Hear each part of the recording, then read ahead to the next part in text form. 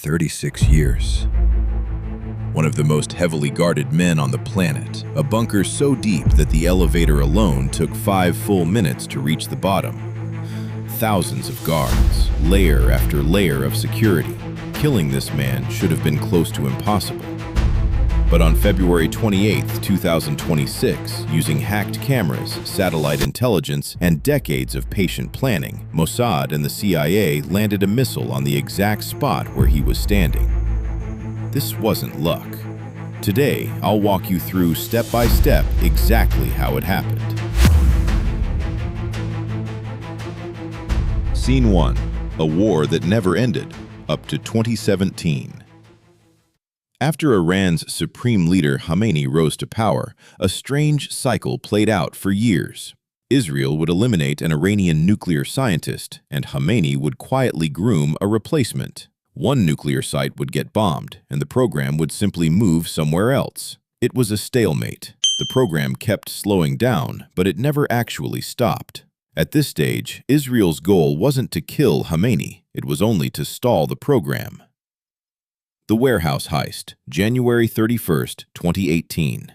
This is the day everything changed. In Tehran's Shorabad district, Iran had hidden the complete archive of its nuclear program, original documents and hard drives, inside an ordinary-looking warehouse. That night, Mossad operatives broke in, cut through steel safes with blowtorches, and hauled out roughly half a ton of files and disks in a truck back into Israel. The heist was a turning point. It exposed hidden facilities so secret even satellites hadn't picked them up. Even though Mossad already had a heavy agent presence inside Iran, Israel's war cabinet reached a hard conclusion. As long as Khamenei and his inner circle stayed alive, the nuclear program would keep rebuilding itself no matter how many times it was bombed. This is where the plan to eliminate Khamenei himself begins. But it wasn't simple. Khamenei wasn't just a man, he was the symbol of an entire nation. Killing him carelessly risked triggering a full-blown regional war and a wave of international backlash. So Israel chose to wait for the right moment, complete intelligence, and, critically, American backing. 2 tracks ran in parallel from here. On the ground, building a complete real-time picture of Khamenei's location, movement patterns, and bunker access. On the political side, gathering fresh intelligence on Iran's nuclear rebuild and presenting it to the world so that when the moment came, the US would back Israel openly and there'd be no international outcry to slow things down. Scene 2. Inside the fortress, the Pastoran Street Compound. Khamenei lived inside Tehran's Pastoran Street Compound, sometimes called the Motahari Complex, roughly 30 acres, 620 meters wide, and 770 meters long. About 16 kilometers away, in the Lavizan district, there was a backup bunker he'd retreat to when needed. Inside the compound sat Beit-e-Rabadi, literally the House of Leadership, Khamenei's residence and office. Within it was the Imam Khamenei Hosseinieh, where he'd receive visitors. The compound also housed the Iranian president's office, the Supreme National Security Council, and the office of his son, Mojtaba Khamenei. Nearby stood the Supreme Court, the Ministry of Intelligence headquarters, and IRGC headquarters, more than 50 senior Iranian government offices in total. Security ran in 3 rings. Innermost ring, active within 500 meters of Beit-e-Rabadi, guarded by the Wali-e-Amr unit, which reported directly to Khamenei. Second ring, active out to 350 meters. Outer ring, covering the individual buildings across the compound. The most trusted forces in Iran were assigned here: Ansar al-Mahdi, a rapid reaction unit, plus units known as Nabi Akram and al-Zahra, all stationed at every corner. The compound was blanketed in roving cameras, frequency detection equipment, mobile jammers, and anti-drone netting. The world underground. But that was just the surface. Beneath the compound sat a bunker so deep the elevator ride alone took 5 minutes, and Khamenei spent most of his time down there. It connected to a 5-kilometer tunnel network running under Tehran, linking to every critical site in the city. There were more than 8 hidden exits. 2 opened into multi-story parking structures, one near the Sahib al-Zaman School, one near a vaccination center, one near a children's football academy, and one under the Tawheed Mosque. The main command post sat directly beneath a hospital called the Shahi Surya Dehi Medical Center. All of these locations were deliberately chosen, schools, mosques, hospitals, specifically to make them harder to strike. Scene 3. The breach from within, Israel's multi-layered strategy. This compound became the single top priority for Israel's signals intelligence units, Unit 8200 and Unit 9900, along with Mossad's human intelligence operatives, for years. 1. The human breach. Electricians, plumbers, cleaning staff working inside the compound. Some were planted agents, some were recruited, some were already compromised, and some were locals opposed to the regime who were simply hired. They didn't need direct access to the inner sanctum. Being nearby was enough to track food deliveries, analyze the compound's discarded waste, and report on daily movement patterns. 2. Technical surveillance. Phones belonging to guards, drivers, cooks, and doctors were compromised using NSO Group's Pegasus spyware, an Israeli-made tool. Every escape route, every bunker entry point, every gate, and which building it connected to, all of it got mapped out in detail. 3. Thousands of drones. Israeli intelligence secretly smuggled thousands of drones into Iran over the years and hid them at scattered locations. Their real purpose wouldn't become clear until the day of the strike itself. The camera hack, the biggest game changer along the way. Israel caught an enormous break. Iran had installed surveillance cameras from Chinese manufacturers TVT and Hikvision across Tehran, including inside the compound itself. These cameras carried a known remote code execution vulnerability. If the firmware wasn't updated, anyone could seize control of them remotely. Unit 8200 exploited this flaw and hijacked cameras across the city, including inside Pastaran. From that point on, every recording was streaming straight back to Israel. Eyes from above. Israel's OFEC-13 and OFEC-16 satellites tracked the compound's every movement on repeated passes. America's KH-11 Crystal series satellites were precise enough, from 500 to 600 kilometers up, to identify which rooftop had which antenna and read a license plate off a parked car, calculating object height from shadow length to produce pinpoint intelligence. But the real game changer was the Orion satellite. Whenever a commander inside the compound spoke to a guard, an IRGC officer issued an order over a walkie-talkie, or anyone used a satellite phone, Orion picked up the signal. That intercepted traffic was routed to a secret U.S. military facility called Pine Gap, buried in the Australian outback, for processing. Surveillance had gotten so granular that a former CIA official later told The Guardian Israel knew, in real time, what food was being ordered inside the compound. Scene 4. A silent war on both sides. Iran wasn't oblivious to any of this. Its own counterintelligence was running just as hard. By 2023, no one around Khamenei, guards, staff, senior officials, was permitted to carry any electronic device capable of transmitting a signal. Even Ali Larijani, Secretary of the Supreme National Security Council, would be blindfolded before being brought to Khamenei inside the bunker. Khamenei's security team had calculated the altitude, speed, and orbital timing of U.S. and Israeli satellites, and had carved out a narrow window when reconnaissance coverage was weakest. His convoy movements, meetings, and bunker transfers were all scheduled around that window. The entire compound was also wired with a fiber-optic cable network, so internal communications never traveled as radio signals Orion could intercept. The trigger point. October 7, 2023. Through September 2023, this quiet surveillance and counter-surveillance contest kept ticking along at its own pace. Then, the very next month, Hamas's October 7th attack on Israel changed everything. Global sympathy swung toward Israel, and Israel placed the blame squarely on Iran and its proxies, Hezbollah and Hamas, and moved into direct retaliation against them. Around the Pasdaran compound, activity aimed at eliminating Khamenei accelerated sharply. Mossad's agent deployment in the area doubled, and the plans shifted from preparation into execution mode. Enter the AI, the Maven system. By now, the collected data was staggering. Footage from 247,000 cameras, millions of intercepted phone calls, mobile data, satellite imagery, and thousands of pages of field reports from agents on the ground. Far more than any human team could process. So planners turned to Palantir's Maven system, originally built for the Pentagon and integrated with AI tools. Fed years of accumulated data, it produced a list of thousands of potential strike windows on Khamenei in just 90 minutes, at 98.7% accuracy. The system surfaced remarkably fine-grained patterns: which driver operated which leader's car, which guard protected whom, when shifts changed, which vehicle led Khamenei's convoy, which bunker he'd retreat to under threat. Even a deep analysis of his posture and walking gait, so a body double could be distinguished from the real man.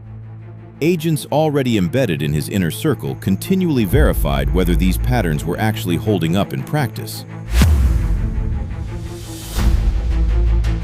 Scene 5. The political chess game, Washington's gamble. One major obstacle remained. Then-President Biden wasn't just against killing Khamenei. He wasn't giving Israel a green light for direct strikes on Iran at all. In April 2024, Reuters ran multiple reports saying Biden had told Israel plainly that the U.S. would sit out any retaliatory strike. A similar report surfaced again in October 2024, describing Biden holding Israel back from action against Iran once more. But this same window mattered enormously for Israel because the U.S. presidential election was just a month away in November 2024. If Trump won, given his track record on Iran, Israel had strong reason to expect full American backing. In that hope, Israel chose to hold off strategically for a bit longer. November 5, 2024, Trump won the election. One notable thread in that race, billionaire Miriam Adelson became one of Trump's largest individual donors, pouring significant funding into his campaign. As results came in, geopolitical analysts began predicting that this pro-Israel donor would expect a much tougher Trump stance on Iran, and that Trump, politically, couldn't afford to disappoint her. That's roughly how things played out. Operation Rising Lion, June 13, 2025. A few months into Trump's term, on June 13, 2025, Israel launched Operation Rising Lion against Iran. The U.S. backed it fully, sending its own jets, and joint strikes hit multiple Iranian sites. During these strikes, Khamenei left the Pasdaran compound and relocated to the underground bunker in Lavizan, along with his wife, one daughter, and 4 sons. This wasn't an ordinary shelter. It had anti-bomb and anti-aircraft defenses and could reportedly withstand even a heavy bunker buster like the GBU-57. Like Pasdaran, it connected to multiple locations across the city through tunnels. During this period, Khamenei filmed a 9-minute video message from inside the bunker. His broadcasts were normally crisp and clear, but this one was deliberately released at low bitrate with muffled audio, so CIA and Mossad analysts couldn't use background noise, ventilation systems, generators to estimate the bunker's depth or the equipment inside it. Despite that caution, Israeli preparation had reached a point where they knew exactly where Khamenei was and could have struck at will. Reports at the time suggested Israel tried to convince Trump to fold a strike on Khamenei into the ongoing campaign, but Trump declined at that point. On June 17, 2025, Trump posted on Truth Social that he knew exactly where Khamenei was, but that he wouldn't be killed. Not yet. Within days, the strikes wound down and negotiations resumed. Even after such a massive campaign, though, several of Iran's key nuclear sites suffered only minor damage or escaped largely intact, and uranium enrichment had already reached 60% before the strikes even began. For Israel, the conclusion was now unavoidable. As long as Khamenei's leadership stayed in place, halting the program was effectively impossible. That same week, Israel also tried a softer approach, quietly fueling protests inside Iran, hoping Iranians themselves might force Khamenei out and make an assassination unnecessary. That effort didn't pan out either. The final date is set, November 2025. In November 2025, Israeli Prime Minister Benjamin Netanyahu held a closed-door meeting with his defense minister, the Mossad chief, and the head of IDF intelligence, and locked in the final plan and target window to eliminate Khamenei, the first quarter of 2026. This detail was later confirmed publicly after the strike by Israel's defense minister, Israel Katz. Scene 6. Pattern of life. The last piece of the puzzle. Everything was in place, except one problem. They needed to know, minute by minute, exactly where Khamenei would be at the moment of the strike. If even 30 strikes landed on Building A while Khamenei had already moved to Building C, the whole mission would collapse, and a second shot at this scale might never come again. So planners built out Khamenei's complete pattern of life using AI. Every person follows a predictable rhythm, his driver leaving at exactly 6:45 a.m. and always turning left, his security chief visiting his brother every Tuesday, or a backup team waiting on Route C whenever the convoy took Route A. Stitching together thousands of these small details made Khamenei's movements almost fully predictable, and agents embedded in his circle kept confirming in real time that the patterns were holding. The Golden Opportunity, February 23, 2026. On February 23, 2026, Israel received the intelligence break it had been building toward for years. Solid confirmation that on the night of February 28, 2026, Khamenei would hold a major meeting with 40 senior officials inside Beit Erachbari at the Pastaran compound. This was a golden opportunity. Not just Khamenei, but nearly the entire leadership gathered in one place at one time. The only open question was whether the meeting would happen in the upper compound or down in the bunker. Israeli analysts initially guessed the bunker, since that's where Khamenei felt safest. February 27, 2026, 4 days later. Two more critical pieces of intelligence arrived that made the entire operation far easier. First, the meeting had been moved from the bunker to the upper section of the compound. Second, the timing had shifted from that night to the following morning. February 27, 2026, 3:38 p.m. Eastern Standard Time. Israel shared every one of these details with the United States. On receiving them, Trump gave final approval to eliminate Khamenei. Time was now extremely short.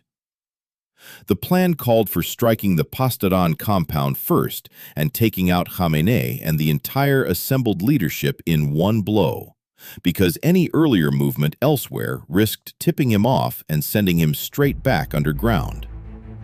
Every other planned target across Iran would only be hit after Khamenei himself was confirmed eliminated.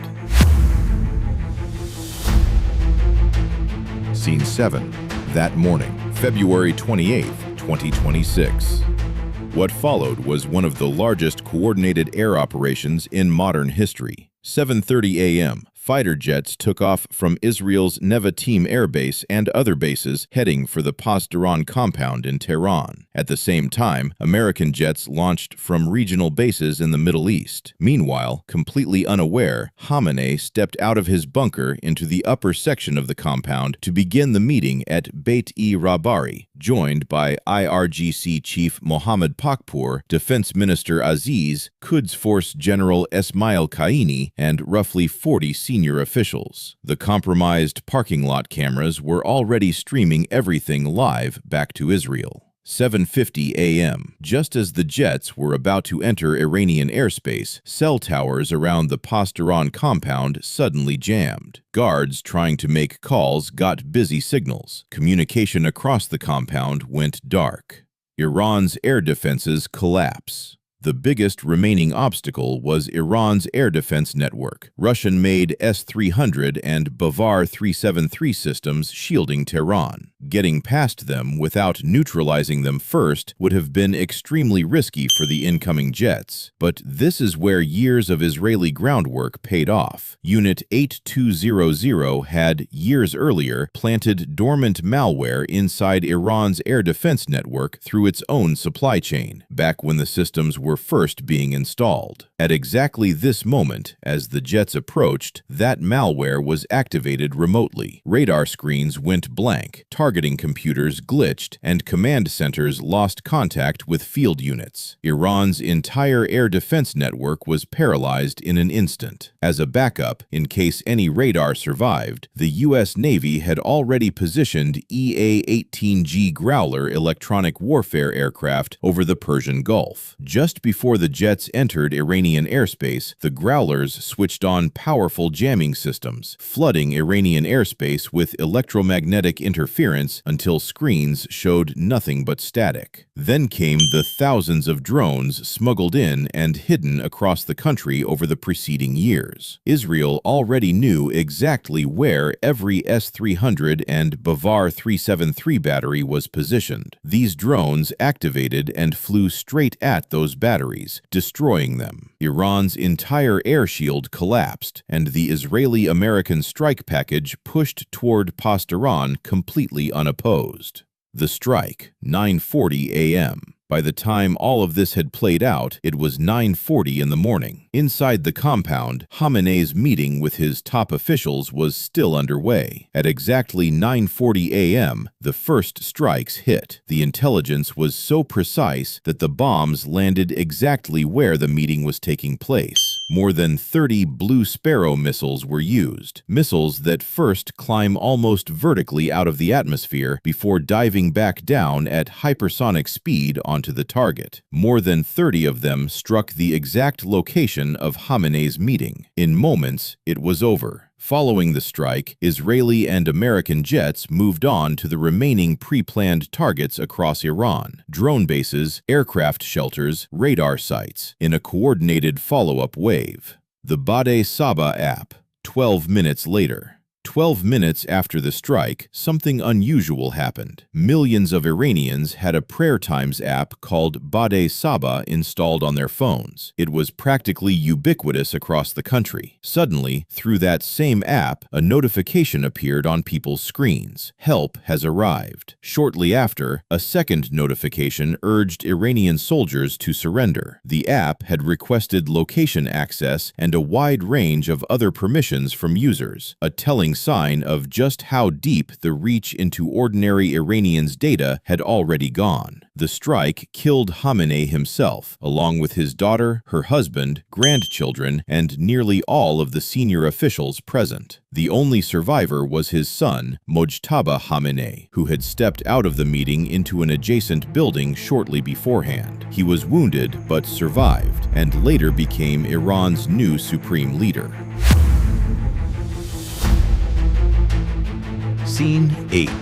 Unanswered Questions and General Khani's Secret.